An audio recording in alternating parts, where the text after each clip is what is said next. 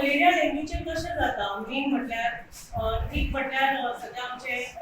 rampant construction चालू आसा तेजेर लक्ष दिवचें पडटा मागीर मेनली मलेरिया फोकस करता on the construction side and dengue आसता मेनली हाऊस होल्ड रायट घरान सपोज साठलेलें उदक आसता जाल्यार ते प्रॉब्लेम जाता